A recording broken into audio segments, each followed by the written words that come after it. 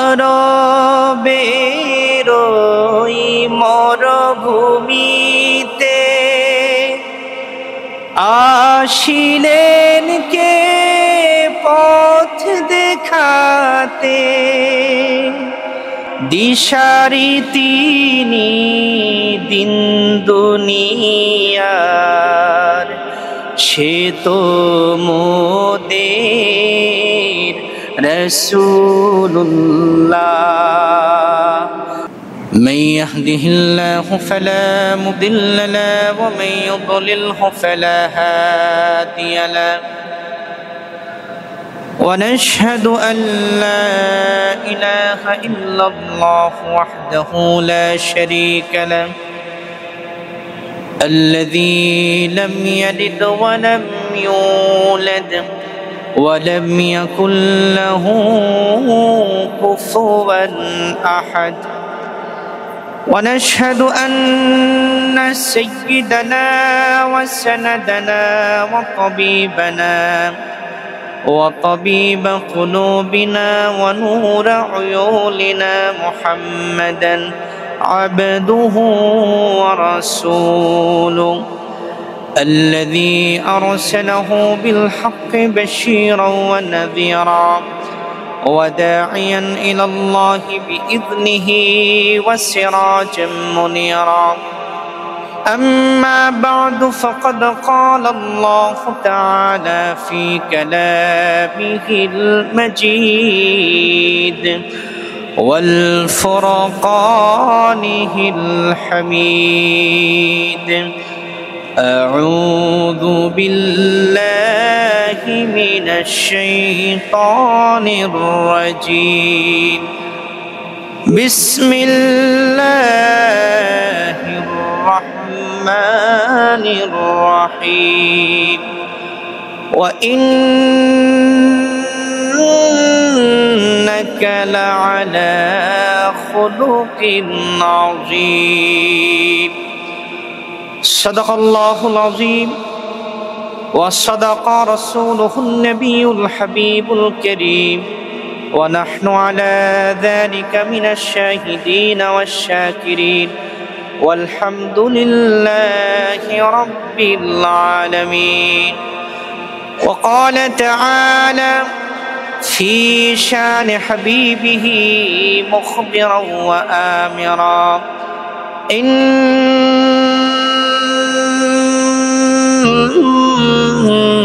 الله وملائكته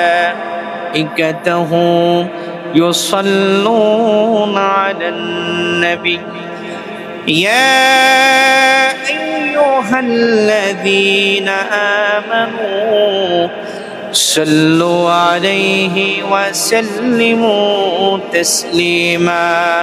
اللهم صل على مولانا محمد وعلى آل سيدنا مولانا محمد رسول الله رسول الله رسول الله রসুল্লাহ। আরবের ওই মরভূমিতে আসিলেন কে পথ দেখাতে, আরবের ওই মরভূমিতে আসিলেন কে পথ দেখাতে, দিশারি তিনি দিন দুনিয়ার, সে তো মোদের রাসূলুল্লাহ। তিনি মোদের রাসূলুল্লাহ। আল্লাহুম্মা সাল্লি আলা سيدنا مولانا محمد وعلى آل سيدنا مولانا محمد بلغ العلا بكماله كشف الدجى بجماله حسنت جميع خصاله صلوا عليه وآله মুআজ্জাজ মুহতারাম উপস্থিত ঐতিহ্যবাহী পদরদিয়া কেন্দ্র জামে মসজিদে পবিত্র রবিউস সানির প্রথম জুমায় সম্মানিত মুসল্লিনে কারাম, মুরব্বিনে আযম, যুবক ভাইরা, পর্দার আড়ালে পর্দানিশীন আমার মা ও বোনেরা, সকলকে জানাচ্ছি আন্তরিক মোবারক সবটুকুন শুকরিয়াকার জন্য যে আল্লাহ সুবহানাহু ওয়া তাআলা আমাদেরকে পবিত্র রবিউস সানির প্রথম জুমায় আল্লাহর ঘর মসজিদে আসার অবসর তৌফিক দান করলেন। চলুন সেই মহিয়ান গরিয়ান সর্বশক্তিমান আল্লাহ সুবহানাহু ওয়া তাআলার দরবারে আমাদের হৃদয়ের সবটুকু আবেগ অনুভূতিগুলোকে উজাড় করে, হৃদয়ের সবটুকু প্রাচীর উন্মোচন করে পড়ছি আলহামদুলিল্লাহ। লাখ কোটি তার চেয়ে অনেক অনেক বেশি দরুদ সালাম আল্লাহর পেয়ারা হাবিব, সকল নবীগণের মাথার তাজ, আখিরি নবী, নবিকুল সম্রাট মুহাম্মদুর রাসূলুল্লাহ সাল্লাল্লাহু আলাইহি ওয়াসাল্লামের উপর। প্রিয় সুধী, আমি আজকে আপনাদের খিদমতে পবিত্র কোরআনুল কারীমের ৬৮তম সূরা আল কলম এর ৪ নম্বর আয়াতটি তেলাওয়াত করেছি। এই আয়াতটিকে আবর্তন করে একটি বিষয়কে নিয়ে আমরা কথা শুনবো। সকলে আমার সাথে পড়ুন, আউযু বিল্লাহি মিনাশ শাইতানির রাজীম, বিসমিল্লাহির রহমানির রহিম, ওয়া ইন্নাকা লাআলা খুলুকিন আযীম, সাদাকাল্লাহুল আযীম ওয়া সাদাকা রাসূলুহুন নবিয়্যুল হাবিবুল কারীম।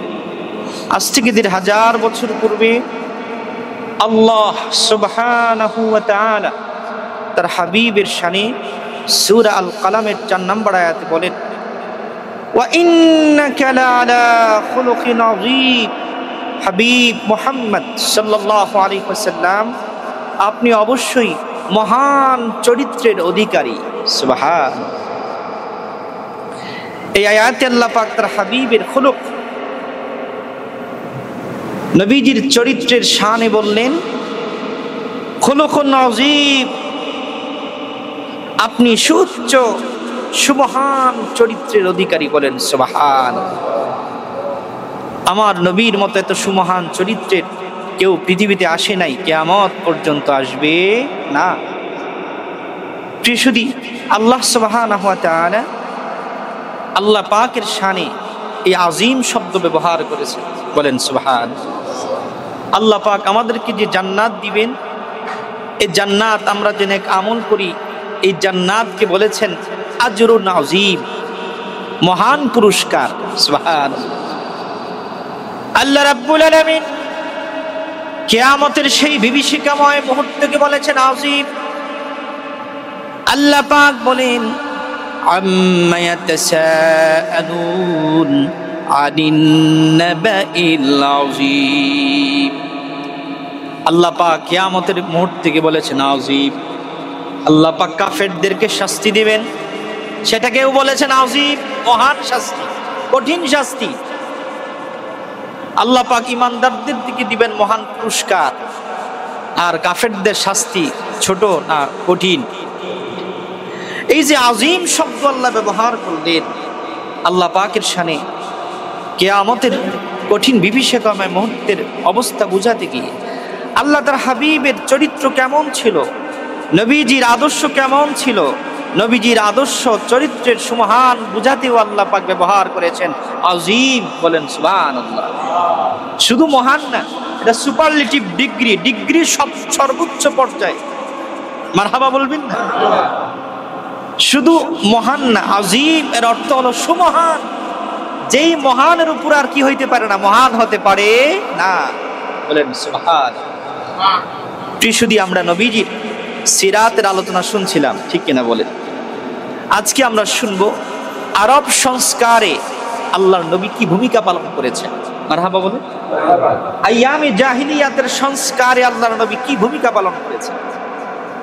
আল্লাহর নবী যখন আগমন করলেন, নবীজি সাল্লাল্লাহু আলাইহি ওয়াসাল্লাম বড় হওয়ার পরেই দেখলেন আরবের মধ্যে ব্যবসায়িক লেনদেনের হেরফের, সুদের লেনদেন।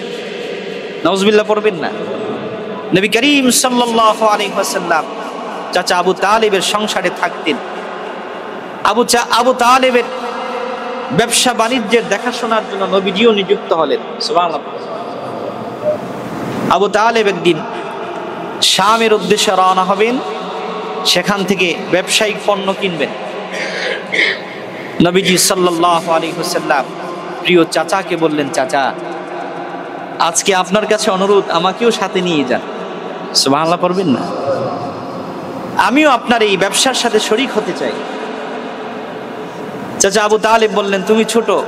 নবীজি বললেন, না আমি যাবই আজকে। মারহাবা বলবেন না। আবু তালেব নবীজিকে নিয়ে রওনা হলেন। আরব মরুভূমির প্রান্তর থেকে রাত যখন গভীর হয়ে গেল, তাবু গাড়লেন। পরের দিন সকালবেলায় যেই জায়গা উপস্থিত হলেন, ওই জায়গাটি হলো খ্রিস্টান পাদ্রির এলাকা। খ্রিস্টানদের যারা ধর্মগুরু তাদেরকে বলা হয় পাদ্রি। কি বলা হয়? পাদ্রি। খ্রিস্টান পাদ্রি আল্লাহর নবী সাল্লাল্লাহু আলাইহি ওয়াসাল্লামের চেহারা মুবারক দেখার পরেই তিনি বুঝে ফেললেন। তিনি চিৎকার দিয়ে বললেন, হাদা সাইয়্যিদুল আলামিন, হাদা রাসূল রাব্বিল আলামিন, ইয়াবাসুল্লাহু রাহমাতাল লিল আলামিন। বলেন সুবহানাল্লাহ। খ্রিস্টান পাদ্রী ওই কাফেলার মানুষদেরকে ডেকে বললেন, তোমাদের সাথে এমন একজন আছে সাইয়্যিদুল বাশার, যিনি সকল সৃষ্টি জগতের নেতা, যিনি সকল আলামিনের নেতা। আদা রাসূল রাব্বিল আলামিন, তোমাদের এই কাফেলায় এমন একজন আছে যিনি আল্লাহ পাকের শেষ পয়গাম্বর। বলেন সুবহানাল্লাহ। এই পাদ্রীর নাম ছিল বুহায়রা, কোন বর্ণনায় বাহিরা। তিনি আবু তালেবের কাছে গিয়ে বলেন, আবু তালেব, তোমাদের কাফেলার যারা আছে সকলেই আজকে আমার বাড়িতে মেহমান। বলেন সুবহানাল্লাহ। বুহায়রার উদ্দেশ্য হল আল্লাহর হাবিবকে মেহমানদারি করবেন। সুবহানাল্লাহ পড়বেন না। তাওরাত, জাবুর, ইনজিল সকল কিতাবই আল্লাহর নবী আগমন করবেন। নবীজির চেহারা মুবারক কেমন হবে, নবীজি সাল্লাল্লাহু আলাইহি ওয়াসাল্লামের দিক নির্দেশনা সবকিছু রয়েছে। বুহায়রা দেখেই বুঝতে বাকি রইল না তিনি রাহমাতুল লিল আলামিন। বলেন সুবহানাল্লাহ। আল্লাহ নবী কাফেলার মধ্যে সকলের ছোট ছিলেন। আবু তালেব ওনার সঙ্গী সাথী সকলেই বুহায়রার বাড়িতে মেহমান হবেন। এই কাফেলার যেই তাবু, তার মধ্যে নবীজিকে দায়িত্ব দিয়ে গেলেন, মুহাম্মদ সাল্লাল্লাহু আলাইহি ওয়াসাল্লাম, আমরা পাদ্রীর বাড়িতে মেহমান হব, তুমি সকল কিছু পাহারা দিবা। সকলেই উপস্থিত বুহায়রার বাড়িতে। যিনি প্রধান অতিথি তিনি নাই। কথা বলেন ঠিক কিনা? বুহায়রা এদিক সেদিক তাকান, আল্লাহর হাবিবকে দেখেন না। বুহায়রা বললেন, যার জন্য তোমরা দাওয়াত পাইলা তাকেই তো আনো নাই। আল্লাহু আকবার বলবেন না। আবু তালেবকে ডেকে বললেন, আরে আবু তালেব, তুমি নাকি এই শিশুর চাচা? তবে মনে রাখো, তোমার তো খবর নাই, তোমার সাথে যে শিশু মুহাম্মদ, আমার তাওরাত, আমার জাবুর বলছে এই মুহাম্মদ তিনি কেউ না, তিনি আখিরি নবী, নবীগণের নবী। বলেন সুবহানাল্লাহ। আবু তালেব, তুমি মুহাম্মদ সাল্লাল্লাহু আলাইহি ওয়াসাল্লামকে নিয়ে আসো, তার জন্যই তোমাদেরকে দাওয়াত করছি। বর ছাড়া বরযাত্রী যদি যায় তাদের পাতে খাবার দিবে কেউ? সৃষ্টি জগতের যিনি, এই সৃষ্টি জগৎকে আল্লাহ যার জন্য সাজালেন, মারহাবা বলবেন না। বুহায়রা নবীজিকে মেহমানদারি করলেন, নবীজির চেহারা মুবারক দিকে তাকালেন, আর নবী করিম সাল্লাল্লাহু আলাইহি ওয়াসাল্লামের পিঠ মুবারকের মধ্যে একটা কবুতরের ডিমের মতো একটা গোশতের টুকরা ছিল, তার নাম হলো মোহরে নবুওয়াত। সুবহানাল্লাহ পড়েন। মোহরে নবুওয়াত আমরা সিল মারি না, এই সিল দেখেই তো বোঝা যায় তিনি কোন জায়গার ডিপার্টমেন্টে কাজ করে। যখন নবী সাল্লাল্লাহু আলাইহি সাল্লাম দুনিয়াতে আগমন করার পরেই নবী করিম সাল্লাল্লাহু আলাইহি সাল্লাম তিনি যে আল্লাহর আখিরি নবী, এটা সিল মোহরে নবুয়ত আল্লাহ পাক তার হাবিবের পিঠ মোবারকের মধ্যে সেটিং করলেন একটা কবুতরের ডিমের মতো গোস্তের টুকরা, এইটার নাম হলো মোহরে নবুয়ত। বলেন সুবহানাল্লাহ। বহারা তিনিও জানতেন নবী, শেষ নবী যিনি আসবেন তার পিঠের মধ্যে একটা গোস্তের টুকরা থাকবে। তিনি আল্লাহর নবী সাল্লাল্লাহু আলাইহি সাল্লামের কাপড় মোবারক টাকা তুলে গোপনে মোহরে নবুয়তের মধ্যে চুমু খেলেন। সুবহান আল্লাহর হাবিব সাল্লাল্লাহু আলাইহি সাল্লাম এই ঘটনার মধ্য দিয়ে আমাদেরকে কি শিখালেন? আল্লাহ নবী সাল্লাল্লাহু আলাইহি ওয়াসাল্লাম তিনি বিশ্ববাসীকে সুদ ভিত্তিক অর্থনীতি থেকে মুক্ত হয়ে আল্লাহ নবী আরব সংস্কার করলেন ব্যবসায়িক অর্থনীতি। বলেন সুবহানাল্লাহ। এজন্য নবী করিম সাল্লাল্লাহু আলাইহি ওয়াসাল্লাম আমাদেরকে যে আদর্শ তিনি শিক্ষা দিয়েছেন, এই অর্থ ব্যবস্থা হলো ব্যবসায়িক লেনদেনের মাধ্যমে অর্থ ব্যবস্থা। সুদ ভিত্তিক অর্থ ব্যবস্থাকে ধুলাই দূষিত করে আল্লাহ নবী আরব ভূখণ্ডের মধ্যে ব্যবসায়িক হালাল উপার্জন এর উদাহরণ সৃষ্টি করলেন। সুবহানাল্লাহ। আল্লাহ রাসূল সাল্লাল্লাহু আলাইহি ওয়াসাল্লাম এই পৃথিবীর ব্যবসায়িক যারা আছেন তাদেরকে বললেন, আত-তাজির ওয়াস-সুদুকুল আমিন মা'আন নাবিয়্যিনা ওয়াস-সিদ্দীকিনা ওয়াশ-শুহাদা। নবীজি বললেন, আমার উম্মতের মধ্যে যারা ব্যবসায়ী হবে, হালাল উপার্জন করবে, আমি রাসূল ঘোষণা দিচ্ছি কিয়ামতের ময়দানে নবী সিদ্দিক শহীদদের সাথে তাদের হাসর হবে। বলেন সুবহানাল্লাহ। এজন্য আমরা যারা অর্থনীতি পৃথিবীতে বেঁচে থাকতে হলে অর্থের দরকার আছে না নাই? আছে। বলে সঠিকভাবে থাকতে হলে অর্থের প্রয়োজন আছে। আল্লাহর নবী সাল্লাল্লাহু আলাইহি ওয়াসাল্লাম নিজেও ব্যবসায়িক লেনদেনের সাথে জড়িত ছিলেন। মারহাবা বলেন। আরবের মধ্যে নবী সাল্লাল্লাহু আলাইহি ওয়াসাল্লাম প্রথম যে সংস্কার করলেন সেটা সুদ ভিত্তিক অর্থ ব্যবস্থা থেকে দূরে সরে এসে আল্লাহর নবী সাল্লাল্লাহু আলাইহি ওয়াসাল্লাম হালাল ব্যবসায়িক উপার্জনের অর্থ ব্যবস্থা উপহার দিলেন। সুবহানাল্লাহ। প্রিয় সুধী, আমরা জীবনের প্রয়োজনে অর্থের প্রয়োজনে সুদের সাথে লেনদেন আছে না নাই? আছে। ঘুষের সাথে আমাদের লেনদেন। আজকে পবিত্র জুমা, বরকতপূর্ণ এই জুমায় আপনারা প্রাণ ভরে আল্লাহর ঘর মসজিদে দান করুন। আল্লাহ পাক আমাদের সকলের দানগুলোকে কবুল করুক। আমিন। যদিও বাপ শুনছি সুদের ওয়াজ নাকি বাংলাদেশ থেকে চলে গেছে, বুঝছেন না কেন? সুদের ওয়াজ নাই, তবে আল্লাহ কোরআনুল কারীমে সুদের আলোচনা করছেন। আল্লাহ পাক বলছেন, ইয়ামহাকুল্লাহুর রিবা ওয়া ইউরবিস সাদাকাত।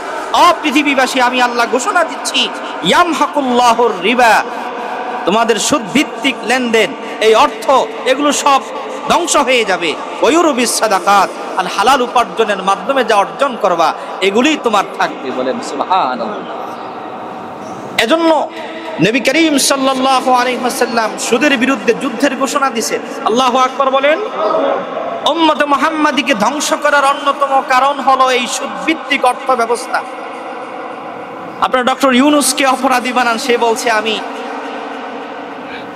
গ্রামীণ ব্যাংকের এমডি ছিলাম, কিন্তু এই মহল্লা পল্লীতে যে সুদের যেই সয়লাভ হয়েছে এর সাথে আমার জড়িতের অংশ নাই। না, এটা মানা যাবে না।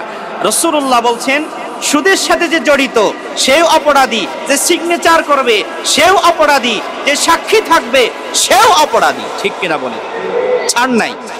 কারণ একটা লোকমা হারাম যদি পেটে যায়, খোদার কসম করে বলি, আল্লাহর নবীর হাদিস সাক্ষী 40 দিন পর্যন্ত আপনার সিজদা কবুল হবে না। এই সিজদাই তাহাজ্জুদ, একটা সিজদা আল্লাহর দরবারে কি হবে না? কবুল হবে না। আপনি যত বছর হায়াত পেলেন, সুদের সাথে যদি লেনদেন থাকে, আপনি রাগন আর হর্ষণ আর খুশি হন, আল্লাহর কোরআন সাক্ষী আপনার ইবাদত কবুল হয় না। রমজানের আগে যদি একটা লোকমা আপনি হারাম সুদের সাথে জড়িত এই পেটে ঢুকান, একটা রোজা কবুল হবে না। আপনি 100 বার হজ করতে পারেন, ওই হজের একটা টাকা যদি সুদের সাথে সুদ থেকে নেওয়া হয়, কিয়ামত পর্যন্ত হজ করতে পারবেন, এটা কবুল হবে। এজন্য আল্লাহর হাবিব সাল্লাল্লাহু আলাইহি ওয়াসাল্লাম তিনি নিজেও চাচার ব্যবসার সাথে জড়িত হলেন। মারহাবা বলবেন না? আল্লাহর নবী সাল্লাল্লাহু আলাইহি ওয়াসাল্লাম রাহমাতুল লিল আলামিন। এই জগতের জন্য আল্লাহ পাক রহমত হিসাবে তিনাকে প্রেরণ করেছেন। মারহাবা বলেন। আল্লাহর নবী সাল্লাল্লাহু আলাইহি ওয়াসাল্লাম সকলের জন্য রহমত। আল্লাহর নবী আরবের মধ্যে আগমন করেই দেখলেন আরবের মধ্যে গোত্রের গোত্রে দ্বন্দ্ব, যুদ্ধ, হারবুল ফিজার, অনেক যুদ্ধ বিগ্রহ। আরব কুরাইশদের সাথে যুদ্ধ, অন্য বংশের সাথে, অন্য বংশের যুদ্ধ অন্য বংশের সাথে। বর্তমানেও আমাদের সমাজে এই সকল দ্বন্দ্ব ফাসাদ আছে না নাই? জোরে বলেন, আছে না নাই? পরিবারে পরিবারে দ্বন্দ্ব, গোত্রে গোত্রে দ্বন্দ্ব, ধর্মীয় দ্বন্দ্ব তো আছেই। আল্লাহ নবী সাল্লাল্লাহু আলাইহি সাল্লাম এসে দেখলেন বংশীয় দ্বন্দ্ব এত মারাত্মক, ৬০ বছর ধরে আরবের মধ্যে যুদ্ধ চলতেছে। আল্লাহর নবী আরব যুবকদেরকে, কুরাইশ যুবকদেরকে নিয়ে বসলেন যে না, এই যুদ্ধ আর চলতে দেয়া যায় না। আল্লাহর নবী আরব সংস্কারের মধ্যে সর্বপ্রথম অন্যতম যে সংস্কার, আল্লাহর নবী আরব যুবকদেরকে নিয়ে একটা সংগঠন করলেন। বলেন সুবহানাল্লাহ। এই সংগঠনের নাম দিলেন নবীজি হিলফুল ফুজুল। কি নাম? এই ফুজুলটি আসছে, আল্লাহ নবী যেই যুবকদেরকে নিয়েছিলেন তাদের মধ্যে 4 জন যুবক, একজনের নাম হলো ফজল, আরেকজনের নাম ফাজিল, আরেকজনের নাম ফাজাইল, আরেকজনের নাম মুফাজ্জিল, সবগুলোই ফজলুন দিয়ে। এজন্য 4 যুবকের নামে আল্লাহর নবী সংগঠনের নাম করলেন হিলফুল ফুজুল। বলেন সুবহানাল্লাহ। শান্তি সংঘ। আল্লাহর নবী আরব যুবকদেরকে নিয়ে বসলেন যে না, আমাদের মধ্যে পারিবারিক যে দ্বন্দ্ব, বংশীয় দ্বন্দ্ব, এই দ্বন্দ্ব আর চলতে দেয়া যায় না। আল্লাহর নবী আরব ভূখণ্ডের যেই যুদ্ধ বিগ্রহ তিনি থামিয়ে দিলেন হিলফুল ফুজুলের মাধ্যমে। বলেন সুবহানাল্লাহ। তখনই আরব সকলের মাঝে আল্লাহর নবী সুমহান চরিত্র সকলের কাছে ফুটে উঠল। সকলেই আল্লাহর নবীকে হৃদয়ে ধারণ করলেন, লালন করলেন যে আমাদের মাঝে এমন এক যুবক আছে। আল্লাহর নবীকে আরব কুরাইশরা, এই কাফিরগুলো আমার নবীকে আদর করে নাম দিলেন আল আমিন। বলেন সুবহানাল্লাহ। প্রিয় সুধী, আমাদের জীবনেও সংগঠনের প্রয়োজন আছে না নাই? আছে। যদিও বা পৃথিবীতে একটা সংগঠন আছে যেই সংগঠন মুসলমানদের কোনো উপকার করে না, যত উপকার করে সব খ্রিস্টানদের। ঠিক কিনা বলেন? তার নাম জাতিসংঘ। ঠিক কিনা বলেন? আপনারা দেখেছেন কিছুদিন আগে, বর্তমানেও চলছে জাতিসংঘের সাধারণ অধিবেশন।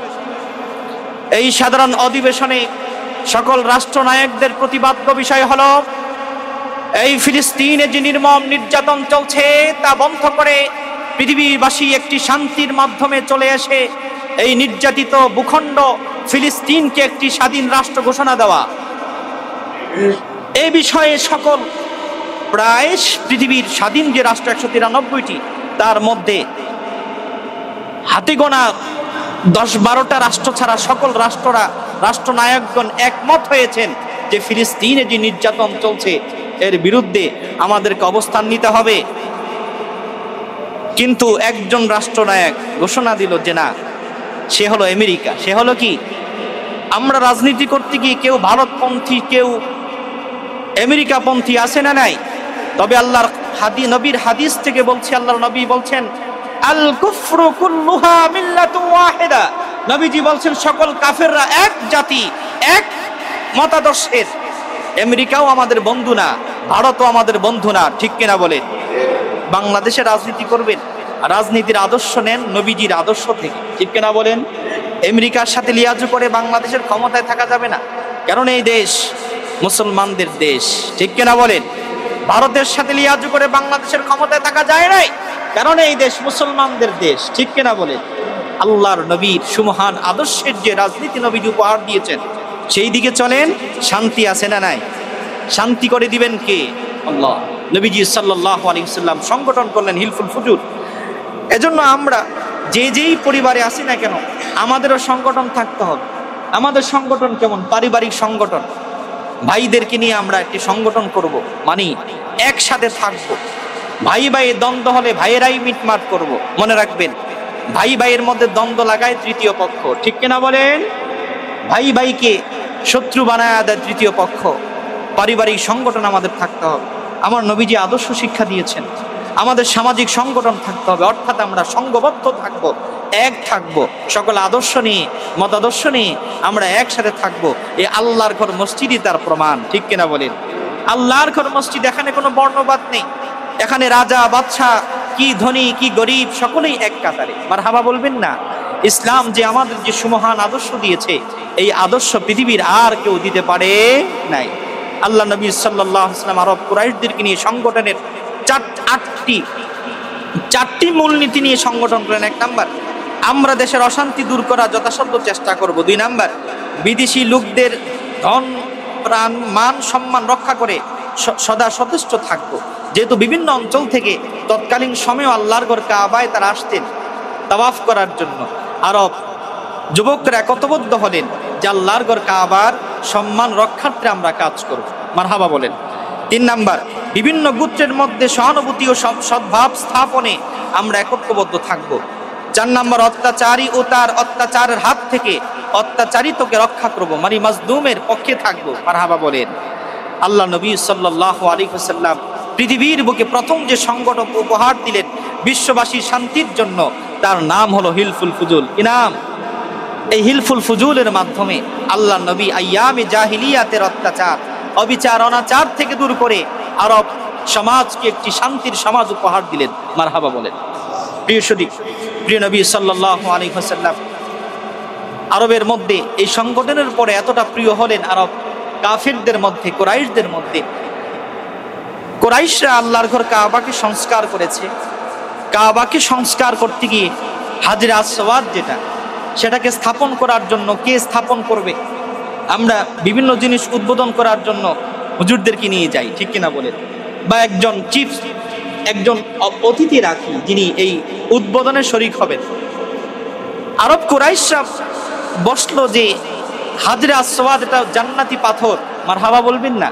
নবীজি বলেছেন এটা সাদা ছিল, দুধের মতো সাদা, কিন্তু আদম সন্তানের পাপগুলো চুষতে চুষতে এই সাদা পাথরটা কালো হয়ে গেছে। আল্লাহু আকবার বলেন। এজন্য আল্লাহর ঘর কাবা যারাই তাওয়াফ করতে যাবেন হাজরে আসওয়াদকে চুমু দেওয়ার চেষ্টা করবেন।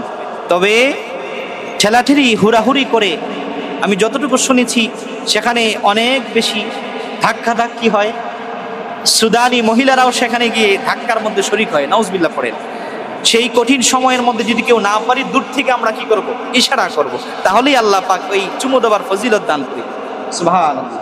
প্রিয় সুদী, আরব কুরাইশরা বললেন আগামীকাল ফজরের সময় সুবহে সাদিকে যে ব্যক্তি প্রথমে এই কাবা ঘরে প্রবেশ করবে তিনি আমাদের হাজরে আসওয়াদকে স্থাপন করবে। সুবহানাল্লাহ। পরের দিন ফজর আরব কুরাইশরা সকলে উপস্থিত। কে আসে সর্বপ্রথম? সকল কাফেররা তাকিয়ে দেখলো আল্লাহর ঘর কাবার সীমানায় প্রথম যে আগমন করলো তিনি আর কেউ না, তিনি আপনার নবী, আমার নবী মুহাম্মদ। বলেন সুবহানাল্লাহ। আরব কুরাইশরা ডেকে বললেন হাযা মুহাম্মদ আল আমিন, রাদিনা হাযা মুহাম্মদ আল আমিন। আরব কুরাইশরা ডেকে বলল এই দেখো দেখো আমাদের মুহাম্মদ এসেছে, আমাদের আল আমিন এসেছে, আমরা তার প্রতি খুশি। তিনি আজকে হাজরে আসওয়াদকে স্থাপন করবেন। সুবহানাল্লাহ। নবী করিম সাল্লাল্লাহু আলাইহি ওয়াসাল্লাম তিনি আগমন করার পরে চাদর বিছালেন, 4 কোণায় 4 জন কুরাইশ লিডারদেরকে ধরলেন, ধরে আল্লাহর নবী হাজরে আসওয়াদকে স্থাপন করলেন। বলেন সুবহানাল্লাহ। আল্লাহর নবী সাল্লাল্লাহু আলাইহি ওয়াসাল্লাম মুরব্বি যারা তাদেরকে প্রাধান্য দিলেন। 4 কোণায় কে কারা ধরছে? আরব কুরাইশ মুরব্বি যারা। এজন্য আমরা যে কোনো কাজে মুরব্বিদেরকে প্রাধান্য দেব। মারহাবা বলেন। ওই কাজের মধ্যে বরকত দিবেন কে? জোরে বলেন আল্লাহ। আল্লাহ নবী সাল্লাল্লাহু আলাইহি ওয়াসাল্লাম আরব কুরাইশদের যে সংস্কার করেছেন এর মধ্যে অন্যতম সংস্কার হলো আল্লাহর নবী সাল্লাল্লাহু আলাইহি ওয়াসাল্লাম নিজ হাতে হাজরে আসওয়াদকে স্থাপন করেছেন। বলেন সুবহানাল্লাহ। প্রিয় সুদী, আল্লাহর নবী সাল্লাল্লাহু আলাইহি ওয়াসাল্লাম আইয়ামে জাহিলিয়াতে এসেছেন, যে জাহিলিয়াতে মানুষ মূর্তি পূজা করত, যে জাহিলিয়াতে মানুষ অবাধ মদ খেত, অবাধ অশ্লীলতায় নিমগ্ন থাকত। কিন্তু সিরাত ইবনে হিশাম বলেন আল্লাহ নবী সাল্লাল্লাহু আলাইহি ওয়াসাল্লামের 40 বছরের নবুয়ত প্রকাশিত হওয়ার আগ পর্যন্ত আল্লাহর নবী আরব আইয়ামে জাহিলিয়াতের কোনো একটি অপরাধে জড়িত হন নাই। বলেন সুবহানাল্লাহ। শুধু নবীজি না, আল্লাহর নবীর বাবা মা আব্দুল্লাহ এবং আমেনা তারা কেহই মূর্তি পূজা জিনা, বেবিচার, অশ্লীলতা, মদ, এগুলো ছুন নাই। বলেন আল্লাহু আকবার। আল্লাহর কোরআনের অপব্যাখ্যা করতে গিয়ে বাংলাদেশেও বলা হয় হযরতে আলী রাদিয়াল্লাহু তাআলা তিনি নাকি মদ খেয়ে কোরআন তেলাওয়াত করে ভুল করেছেন। নাউজুবিল্লাহ, এটা সঠিক নয়। ওই আয়াতের তাফসীরে আসছে অন্য কেউ ছিলেন। হযরতে আলী রাদিয়াল্লাহু তাআলা তিনি যুবকদের মধ্যে সর্বপ্রথম মুসলমান হয়েছেন। সুবহানাল্লাহ পড়বেন না? উনি যখন ইসলাম গ্রহণ করে আল্লাহর ঘর কাবার ভিতরে জন্মগ্রহণ করেছেন, তিনি হযরতে আলী রাদিয়াল্লাহু তাআলা। সুবহানাল্লাহ পড়বেন না? আল্লাহর ঘর কাবার ভিতরে ওনার জন্ম হয়েছে। আল্লাহু আকবার। তিনি মদ ছুন নাই কোনোদিন। মারহাবা বলবেন না? হযরতে আলী রাদিয়াল্লাহু তাআলা ওনার অনেক মাকাম রয়েছে। এজন্য ওনার সাহাবা একরামদের শানে কথা বলতেও খুব সাবধান মেনটেন করে কথা বলতে হবে। প্রিয়সুধী, আল্লাহর হাবিব সাল্লাল্লাহু আলাইহি ওয়াসাল্লাম আরব কুসংস্কারের কোনো জাহিলিয়াতের কোনো অংশে শরীক হন নাই। নবীজির বাবা আব্দুল্লাহ, নবীজির মা আমেনা, তারাও কোনোদিন মূর্তি পূজা করে নাই। আল্লাহু আকবার বলেন। আল্লাহ রাব্বুল আলামিন তার হাবিবের শানে বলেন সূরাতুশ শুআরা 219 নম্বর আয়াত, ওয়াতাকাল্লুবাকা ফিস সাজিদিন। হাবিব মুহাম্মদ সাল্লাল্লাহু আলাইহি ওয়াসাল্লাম, আপনি এই জমিনের মধ্যে আগমন করেছেন। আপনার রূহ মুবারককে আমি আল্লাহ তাআলা, আপনার পসিনাকে আমি আল্লাহ তাআলা সিজদাকারী থেকে সিজদাকারী, সিজদাকারী থেকে সিজদাকারী, সিজদাকারী থেকে সিজদাকারীর মধ্যে স্থানান্তর করেছি। অর্থাৎ আদম নবী থেকে শুরু করে আমার নবীর বংশের মধ্যে যারাই ছিলেন সকলেই ছিলেন সাজেদ, আল্লাহর আবেদ। বলেন সুবহানাল্লাহ। এই আয়াত থেকে ইমাম জালালউদ্দিন সুয়ুতী রাহমাতুল্লাহ আলাইহি তিনি আল হাবিলিল ফাতওয়াতে লিখেছেন, আল্লাহর নবীর বাবাও জান্নাতি, আল্লাহর নবীর মাও জান্নাতি। তারা আরব কুরাইশ ছিলেন, তারা জাহিলিয়াতে ছিলেন, কিন্তু কোনোদিন মূর্তি পূজা করেন নাই, কোনোদিন মদ খান নাই, কোনোদিন জিনা ব্যভিচার করে নাই। বলেন সুবহানাল্লাহ। এজন্য হাদিসের অপব্যাখ্যা করতে গিয়ে কেউ নবীজির শানে বেয়াদবি করে বলে নবীজির বাবা মা জাহান্নামে যাবে। নাউজুবিল্লাহ পড়েন। নবীজির বাবা মা জাহান্নামী না জান্নাতি? জোরে বলেন জান্নাতি। আবারও বলি, নবীজির বাবা আব্দুল্লাহ এবং আমেনা ওনারা জান্নাতি। বলেন জোরে বলেন, ওনারা কি? জান্নাত। প্রিয়সুধী, আল্লাহ পাক কোরআনুল কারীম আয়াতে বলেন, ওয়ামা কুন্না মুআযিবিনা হাত্তা নাবআসা রাসূলা। আল্লাহ পাক সূরা বনী ইসরাঈলের 15 নম্বর আয়াতে বলেন, আমি যেই সময়ের মধ্যে রাসূল প্রেরণ করি নাই, এই সকল অঞ্চলের মানুষদেরকে আমি জাহান্নামে জ্বালাবো না। আল্লাহু আকবার। ঈসা নবীর আসমানে যাওয়ার পরে নবীজি সাল্লাল্লাহু আলাইহি ওয়াসাল্লামের আগমনের যে 500 বছর, এই 500 বছরে কোনো নবী পৃথিবীতে ছিল না। এই সময়ে যারা পৃথিবীতে ছিল অনেকেই মিল্লাত ইব্রাহিমের উপরে ছিল। যেমন নবীজির দাদা আব্দুল্লাহ, নবীজির পূর্বের বংশের, ওনারা সকলেই দ্বীনে হানিফ ছিলেন, ইব্রাহিম নবীর ধর্মকে পালন করতেন। সুবহানাল্লাহ পড়েন। এজন্য শিশু সন্তান যখন মারা যায়, এরা যদি হিন্দুরও সন্তান হয়, এই সন্তানকে আল্লাহ জাহান্নামে জ্বালাবে। এই সন্তান আল্লাহকে বলবে, আল্লাহ আমি তো নাবালেগ অবস্থায় দুনিয়া থেকে বিদায় হয়ে গেছি, আমার কি অপরাধ? ঠিক কিনা বলেন? এই ব্যাখ্যায় আসছে আল্লাহ পাক কিয়ামতের ময়দানে একটা পরীক্ষা করবেন এই নবজাতকদেরকে। এই পরীক্ষা আল্লাহ পাক বলবেন, তোমরা জাহান্নামের দিকে দৌড়াও। তখন এই সন্তানগুলো যারা নবজাতক অবস্থায় দুনিয়া থেকে বিদায় হয়ে গেছে, এটা হতে পারে খ্রিস্টানদের সন্তান, হতে পারে অমুসলিমের সন্তান, কিন্তু আল্লাহ পাক তাকে কেন আযাব দিবেন? কারণ সে তো বড় হয়ে ইসলাম পায় নাই, সে তো বড়ই হতে পারে নাই। এজন্য এই ব্যাখ্যায় আসছে আল্লাহ পাকের আদেশ পেয়ে সকলে জাহান্নামের দিকে দৌড়াবে একদম। 2 নাম্বার, দৌড়াবে আবার ফিরে ফিরে আল্লাহর দিকে তাকাবে। 3 নাম্বার, আল্লাহর দৌড়াবে, আস্তে আস্তে দৌড়াবে। মারহাবা বলবেন না? আল্লাহ পাক ডেকে বলবেন, তোমরা কেন দৌড়াচ্ছ? ওই সন্তানগুলো বলবে, না আল্লাহ, দুনিয়াতে তোমার কোনো আদেশ পালন করতে পারি নাই, আজকেই কিয়ামতের ময়দানে তুমি আমাদেরকে একটা আদেশ করেছো, আজকে পালন করার জন্য ইচ্ছা করেছি। সুবহানাল্লাহ। 2 নাম্বার, যে ব্যক্তি দৌড়াচ্ছে আবার ফিরে ফিরে চাচ্ছে, তাকে আল্লাহ বলবেন, তুমি আবার ফিরে ফিরে চাও কেন? তখন তিনি বলবেন, আল্লাহ তুমি তো রহমানুর রহিম, ওই যে জাহান্নামের দিকে দৌড়াচ্ছি, তোমার দিকে ফিরে ফিরে চাই, একটুনি মায়া হয়। সুবহানাল্লাহ। 3 নাম্বার, যারা আস্তে আস্তে দৌড়াচ্ছে তাদেরকে আল্লাহ বলবেন, তোমরা কেন দৌড়াচ্ছ? আস্তে আস্তে ধীরে ধীরে দৌড়াচ্ছ। তারা বলবেন, আল্লাহ আমরা ধীরে ধীরে দৌড়াচ্ছি, এজন্যই তোমার নিয়ে একটু মায়া হয়, তুমি নিয়ে একটু বলো যে আর দৌড়াতে হবে না, থাম, সুবহানাল্লাহ। আল্লাহ বলবেন তোদের সকলকে আমি আমার জান্নাত দান করলাম। সুবহানাল্লাহ। এজন্য নবী করিম সাল্লাল্লাহু আলাইহি ওয়াসাল্লামের বাবা মা এই আয়াত থেকেও সাব্যস্ত হয় ওনারা দ্বীনে হানিফের উপরে ছিলেন, ওনারা জান্নাতে যাবেন। সুবহানাল্লাহ পড়ে। প্রিয় সুধী, আল্লাহ নবী সাল্লাল্লাহু আলাইহি ওয়াসাল্লাম জাহিলিয়াতের সব কুপ্রথা থেকে নবীজি এক ছিলেন। নবীজি সাল্লাল্লাহু আলাইহি ওয়াসাল্লাম কোনোদিন মূর্তি পূজা করেন নাই। নবীজি সাল্লাল্লাহু আলাইহি ওয়াসাল্লাম কোনোদিন মূর্তির সামনে গিয়ে দাঁড়ান নাই। এজন্য অমুসলিমরা তাদের ধর্মকর্ম পালন করবে, তবে সেখানে আমাদের যাওয়ার কোনো সুযোগ নাই। আপনি দেখতে যাবেন সেটাও করা যাবে না, আপনি তাদেরকে গিয়ে স্বাগত জানাবেন সেটাও করা যাবে না। নবীজি বলছেন যখন পৃথিবীতে শিরক হয়, মূর্তি পূজা হয়, শিরক হয়, সেখানে আমি আল্লাহর গজব অবতীর্ণ হয়, তোমরা সেখানে যাবে না। এজন্য আমি আপনাদেরকে অনুরোধ করব, যারা অমুসলিমদের সাথে থাকেন তাদের সাথে আচরণ আমাদের ভালো হবে, তাদের ধর্মকর্মে আমরা কোনো আঘাত করব না, তাদের প্রতিমাকে আমরা গালি দিব না, তাদের সাথে আমাদের কোনো কন্ট্রোভার্সি সৃষ্টি হবে না, তারা তাদের ধর্ম পালন করবে, কিন্তু আমরা তাদের খাবার দাবার তাদের কোনো অংশে শরীক হব না। প্রিয় সুধী, আল্লাহ নবী সাল্লাল্লাহু আলাইহি ওয়াসাল্লামের বয়স যখন 25 বছর, কত বছর? 25 বছর। নবী করিম সাল্লাল্লাহু আলাইহি ওয়াসাল্লাম চাচা আবু তালেবের সংসারের অভাব অনটনে জর্জরিত ছিলেন। আল্লাহ নবী সাল্লাল্লাহু আলাইহি ওয়াসাল্লাম আম্মাজান খাদিজাতুল কুবরা রাদিয়াল্লাহু তাআলা, উনি আরবের মধ্যে সবচেয়ে বড় ধনী ছিলেন, মারহাবা বলেন। ওনার পূর্বে 2 বার বিয়ে হয়েছিল, তারপরেও আরব কুরাইশরা ওনাকে নাম দিয়েছেন খাদিজাতুত তাহেরা, পবিত্র রমণী খাদিজা। সুবহানাল্লাহ। অনেকেই বলেন উনি তালাক খেয়েছেন, নাউজুবিল্লাহ। এই শব্দ আল্লাহর নবীর বিবি আমাদের আম্মা জানের ক্ষেত্রে ব্যবহার করা চরম বেয়াদবি, ঠিক কিনা বলেন? ওনার 2 বার বিয়ে হয়েছিল, ওনারা ইন্তেকাল করছেন। কারো যদি স্বামী মারা যায় এটা নারীর কোনো দোষ না, কিন্তু তালাক খেয়েছেন এরকম শব্দ উচ্চারণ করলে ঈমান নষ্ট হয়ে যাবে, কারণ ওনার স্বামী তো ইন্তেকাল করছেন।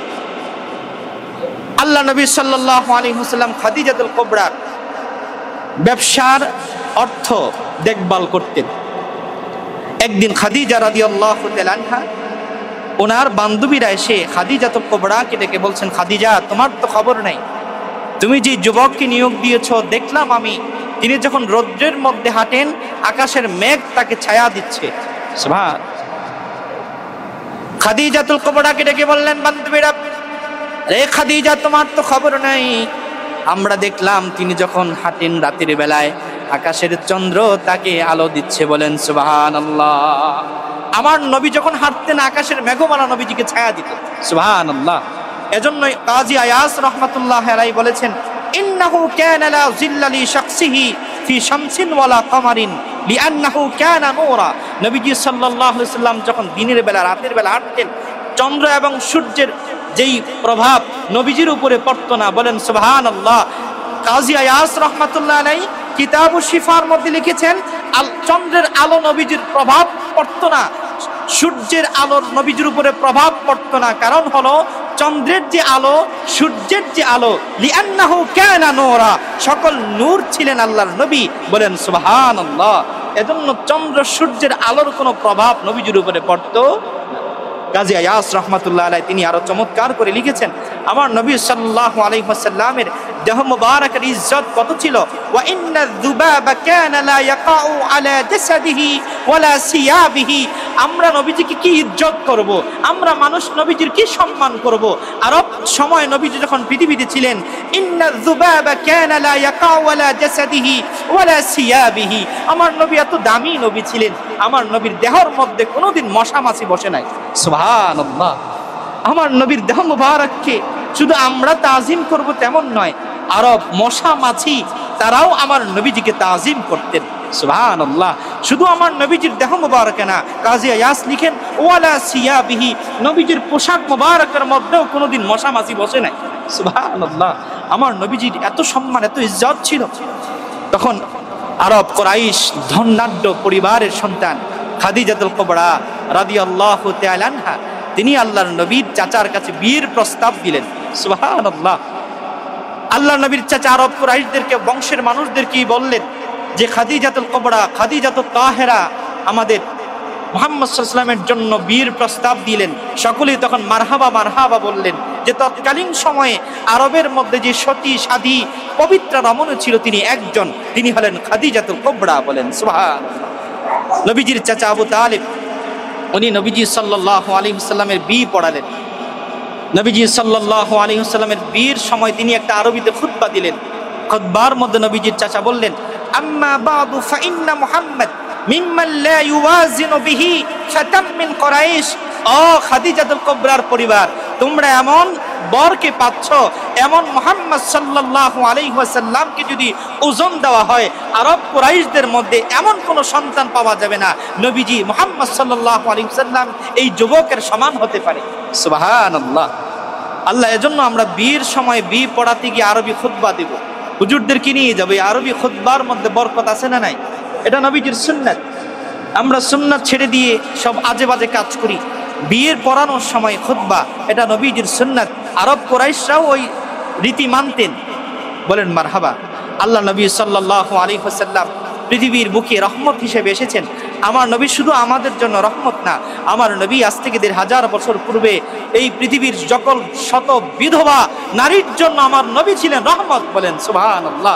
এই পৃথিবীর বুকে সর্বপ্রথম যিনি বিধবা বিবাহ করেছেন, এই বিধবা যাদের স্বামী নাই, আমার যে মা বোনদের, এই মা বোনেরা সমাজের মধ্যে অবহেলিত, ঠিক কিনা বলেন? যদি স্বামী মারা যায় আমরা এই নারীদেরকে অবহেলা করি, স্বামী মারা গেছে তাকে অসম্মান করি, বিধবা বলে ক্রিটিসাইজ করি।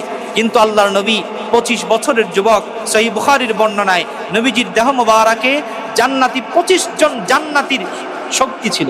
সুবহানাল্লাহ।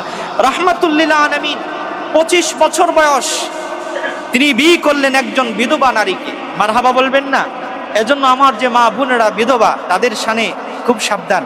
আল্লাহর নবী সাল্লাল্লাহু আলাইহি ওয়াসাল্লাম এই আরব সংস্কারের মধ্যে অন্যতম সংস্কার হলো আল্লাহর নবী আরব শুধু নয় সমগ্র পৃথিবীবাসীকে উপহার দিলেন বিধবাকে বিয়ে করা আমি রাসূলের সুন্নাত।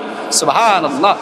এজন্য সামাজিকভাবে যে সংগঠন থাকে, অনেক সংগঠন আমরা দেখেছি বিধবার বিয়ের আয়োজন করা হয়। মারহাবা বলবেন না?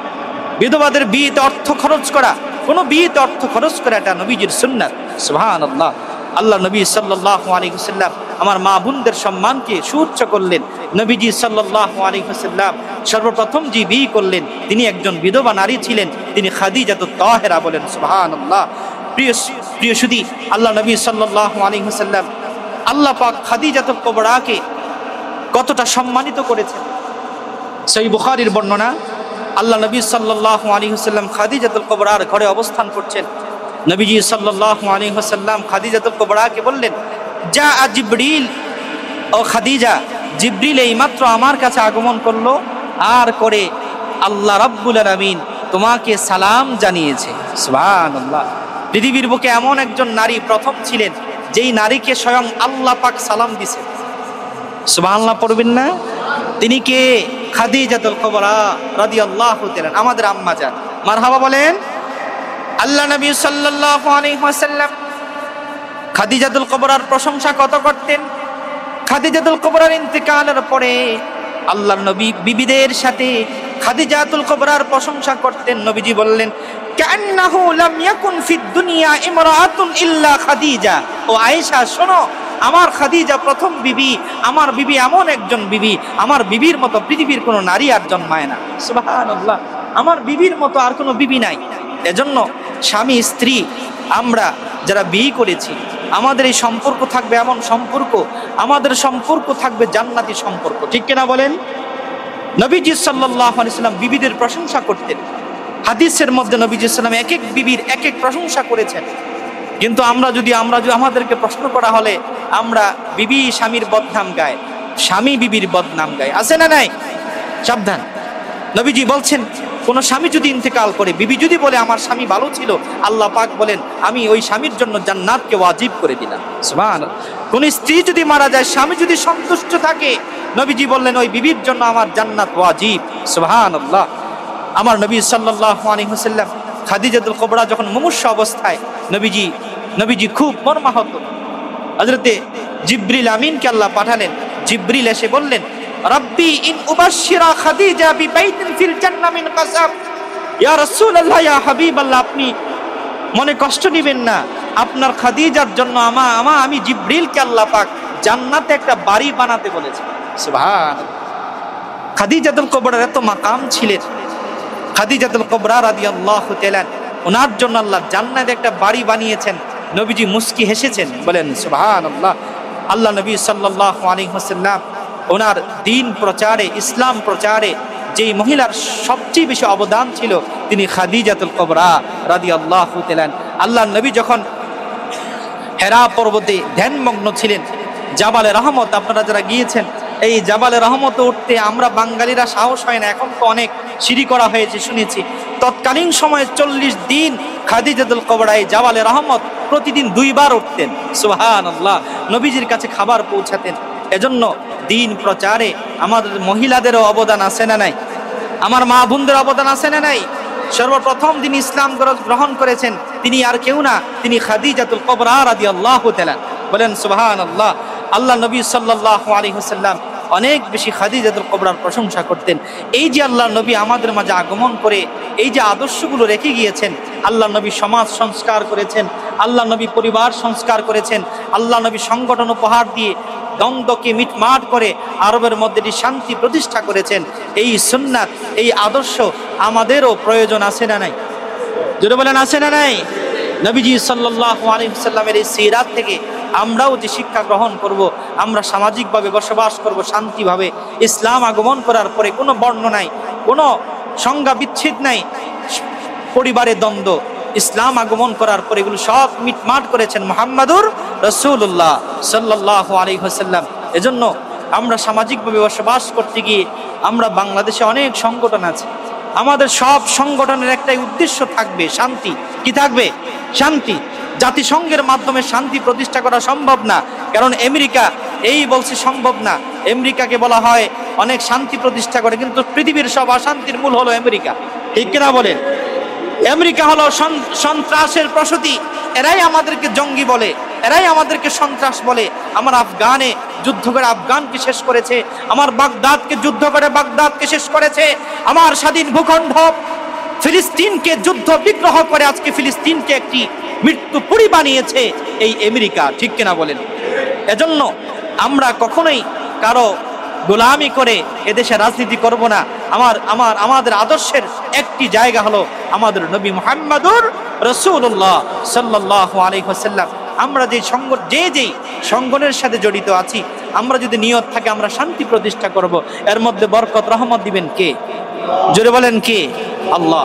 আল্লাহ পাক নবীজির এই সিরাত থেকে শিক্ষা নিয়ে আমাদের জীবনকে সুন্দরভাবে গঠন করার তৌফিক দান করুন। আমিন।